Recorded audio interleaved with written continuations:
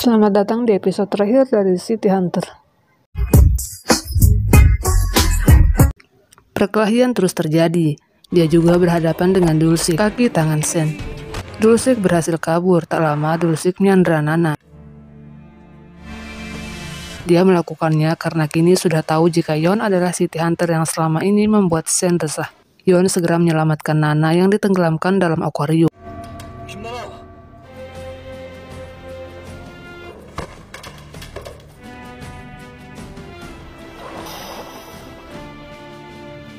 Nana dan Yon kini tak lagi bisa begitu dekat.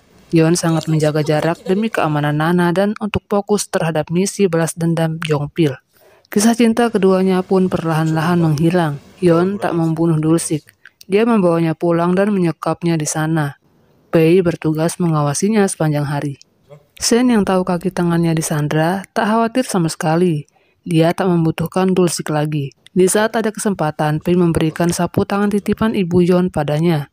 Kini ada masalah lain yang harus Sen hadapi sepenuhnya, yaitu hutang perusahaan. Dia menghubungi seluruh kenalannya untuk mencari pinjaman uang, namun tak ada yang mau membantu. Semuanya menolak karena sudah bertemu Jongpil. Perusahaan Sen kali ini benar-benar bangkrut. Di tempat lain terlihat Yon sedang memancing bersama presiden. Keduanya tampak makin dekat. Yon pun tak memiliki niat buruk terhadap presiden. Presiden pun tak membantu Sen seperti koneksinya yang lain. Karena perusahaan Sen sudah di ujung tanduk, Yon tinggal membuat sedikit gerakan untuk menggulingkannya. Yon datang menemui Sen dengan menyamar sebagai investor. Sen yang sudah tak punya pilihan akhirnya membuat kontrak dengannya dan berencana kabur ke luar negeri. Jaksaju tahu jika itu adalah trik Yon. Karena beberapa jam sebelumnya mereka sempat bertemu. Yon membeli perusahaan Sen dengan harga 100 won. Yang merupakan uang pemberian Jaksaju untuknya. Karena Sen akan kabur, Jaksaju melakukan pengejaran. Ia pun dihubungi Yon untuk menunggu kedatangan Sen di depan kantor kejaksaan. Yon mengejar Sen ke bandara. Jaksaju menunggu kedatangan Sen di kejaksaan. Dan banyak pria berkostum City Hunter datang. Yon sengaja meminta mereka datang agar jaksa tak menemukan siapa dirinya yang asli. Setelah Sen diantar, Yon langsung pergi. Jaksaju mengejar mobil Yon dan berhasil menangkapnya. Ia juga berhasil melepaskan masker yang Yon gunakan dan penyamaran Yon akhirnya terungkap. Setelah melihat wajah City Hunter yang asli, Jaksaju membiarkannya pergi. Yon pergi sebelum para polisi datang. Mereka tak mencurigai Yon karena dia sudah berganti kostum dan berjalan dengan santai di area taman. Sen belum lama ditahan, dan jaksa belum sempat menemuinya. Namun kini dia sudah kabur. Diduga ada yang membantunya kabur dari kejaksaan. Yon yang tahu Sen kabur pun menghubunginya. Yon diberitahu Dulcich jika Sen kemungkinan berada di pembuangan mesin. Dulcich yang juga memberitahu Yon jika Sen berencana mencari Kyung-hee dan mempertemukannya dengan presiden. Yon terdiam. Dia heran kenapa Sen berusaha mencari ibunya. Presiden juga mempertanyakan keberadaan Kyung-hee pada Nana karena Sen memberitahu melalui telepon jika Kyung-hee memiliki anak. Presiden juga ingat jika Jongpil dikabarkan pernah mencuri anak Kyung-hee di masa lalu. Presiden memiliki hubungan tersembunyi dengan Kyung-hee, yang artinya Yon merupakan anak presiden yang selama ini tak diketahui dirinya maupun orang lain. Yon diam-diam mencari tahu masa lalu ibunya. Dia menemukan bahwa Muyol bukanlah ayah kandungnya, melainkan ada pria lain. Di tengah kebingungannya, Yon diberitahu Nana jika presiden juga memiliki sapu tangan yang sama seperti miliknya. Yon pun pada akhirnya tahu jika presiden adalah ayahnya. Sang ibu kemudian menjelaskan semua yang terjadi di masa lalu. Dari cerita itu, Yon juga kecewa.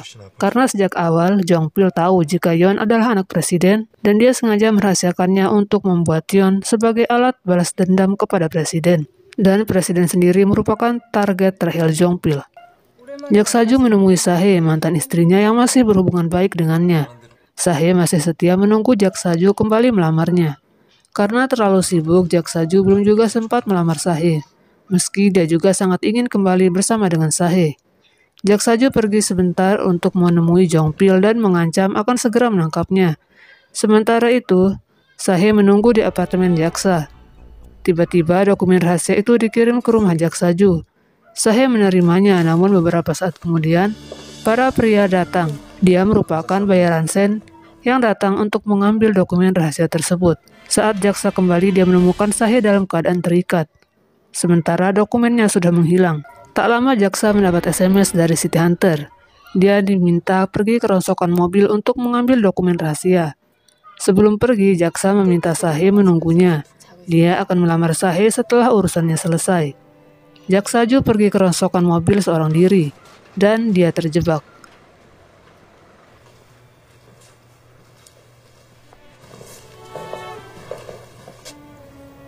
기밀 문서 찾으러 왔냐? Yang mengirim SMS sebelumnya bukanlah City Hunter, melainkan Jong Pil. Jaksa dikeroyok hingga tumbang dan bersimpah darah oleh anak buah Sen.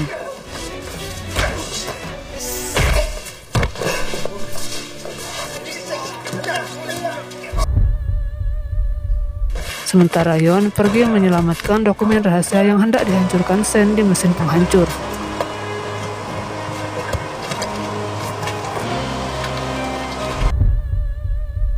Setelah berhasil mengalahkan para penjaga, Yeon menemukan jaksa yang sudah tak tertolong lagi.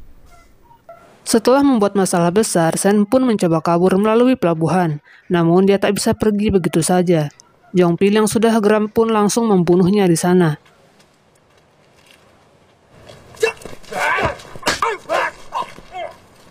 넌 죽어야 돼.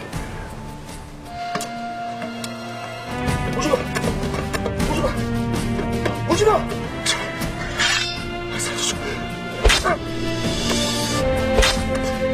Yeon datang terlambat, dia tak bisa menghentikan Jong Pil. Setelah membaca seluruh dokumen semalaman, Yeon tak berdaya. Tujuan balas dendam akhir Jong Pil adalah membunuh presiden. 평양으로 보내 7명을 살해했지만 대한민국 해군 소속 잠수함에 저격수에 의해 사살된 다음과 같다. 이경, 이경환, 난 수수령, 김종식, 천재만, 시청, 영찬.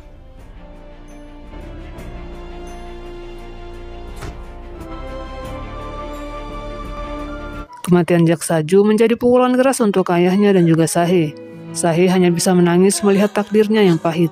Impiannya untuk hidup bahagia dengan jaksa Ju kini hanyalah kenangan semata. Perhatian presiden pun tertuju pada kematian jaksa Ju, di mana saat melakukan layatan, salah satu jaksa menyebut Yeon sebagai City Hunter. Presiden pun mengingat bagaimana Yeon pertama kali bertemu dengannya, dan bagaimana semua insiden balas dendam mulai terjadi. Tak lama, Pil Jae yang merupakan jaksa sekaligus sahabat jaksa, menemui presiden. Dia menjabarkan segala informasi yang berkaitan dengan Jong Pil. Dari situ, presiden menemukan fakta bahwa Kyung Hee pernah menikah dengan Muyol. Dan setelah anak Kyung Hee lahir, Jong Pil membawanya pergi. Presiden pun diam tanpa kata. Yeon sebagai anak berpegang teguh pada prinsipnya. Sama seperti 4 target sebelumnya, Yeon menangkap mereka karena korup. Dan kali ini jika presiden terbukti korup juga, dia akan menangkapnya. Meskipun presiden adalah ayahnya sendiri. Nana pun memperingatkan, jika Yeon salah mengambil langkah, sebagai pengawal presiden, Nana akan menghadapi Yeon dan melindungi presiden sepenuhnya. Hari ini presiden mengadakan pertemuan dengan Leong Tae untuk membahas undang-undang sekolah swasta. Setelah mencapai kesepakatan, Leong Tae meninggalkan presiden. Setelah Leong Tae pergi, masuklah Yeon melalui pintu depan. Yeon datang menyampaikan rasa prihatinnya terhadap tindakan presiden di masa tahun 1983. Membunuh orang yang tidak bersalah demi hal yang lebih baik tak bisa dimaafkan, dan juga tak bisa dibenarkan. Jika presiden melakukan kesalahan yang serupa, Yeon terang-terangan memberitahu jika dirinya akan bertindak. Yeon terus mencari informasi tentang keuangan presiden untuk mencari tindakan korupsinya. Ia pun sampai nekat masuk ke rumah presiden dan mencari catatan pribadi milik presiden. Presiden yang menyadari kehadirannya pun segera mengeluarkan catatan dan memberinya pada Yeon. Setelah menerima catatan presiden, Yeon pergi. Presiden pun minta maaf karena telah menjadi ayah yang tidak bisa berbuat banyak untuknya. Di hari pengesahan amandemen sekolah swasta, Yeon mulai penyerangan. Tepat setelah amandemen dipersetujui, berita tentang pemusnahan yang dilakukan presiden pada tahun 1983 tersebar. Dan itu langsung menjadi topik utama di berbagai berita. Presiden pun akan dipecat berhubung kasusnya merusak kepercayaan masyarakat. Yeon maupun Jong Pil bersiap untuk perang terakhir mereka. Sebelum sidang putusan nasional berlangsung, Jong Pil menghubungi presiden dengan terang-terangan. Dia juga mengatakan akan membunuhnya di sana. Presiden pun meminta pengawal untuk membiarkan Jongpil masuk tanpa pemeriksaan. Namun sampai dalam, Jongpil harus berhadapan dengan Yeon. Yeon berusaha memujuk Jongpil agar berhenti. Ia berharap bisa hidup dengan baik dan bahagia bersama Jongpil. Namun demi membujuk Jongpil, Yeon harus rela mengorbankan diri. Sayangnya sebelum dia menembakkan dirinya dengan pistol, Presiden dan Nana mencegahnya. Jongpil pun langsung mengalihkan bidikan dan menembak Presiden. Namun, yang terkena tembakan adalah Yeon yang berusaha melindungi Presiden.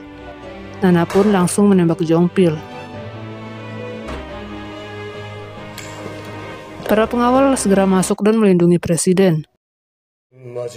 Karena balas dendamnya sudah berakhir, Jongpil pun melepas pelurunya. Dia mengaku sebagai city hunter agar tak ada lagi yang mencurigai Yeon. Seluruh pengawal kemudian membunuhnya di tempat karena dikira akan menyerang Yeon. Jongpil mengakhiri semuanya sendiri, demi mewujudkan impian Yeon yang ingin hidup normal seperti orang lain. Dan kehidupan Yeon setelah itu pun berubah. Dia kembali bertemu dengan Nana dalam keadaan yang lebih baik. Itulah dia episode terakhir dari City Hunter. Semoga terhibur dan selamat beristirahat. Dan itulah cerita untuk hari ini. Mohon maaf kalau mungkin suaranya merusak pendengaran kamu. Jangan kapok buat mampir, dan yang terpenting, tetap semangat menjalani hidup karena kamu sudah diberi kehidupan.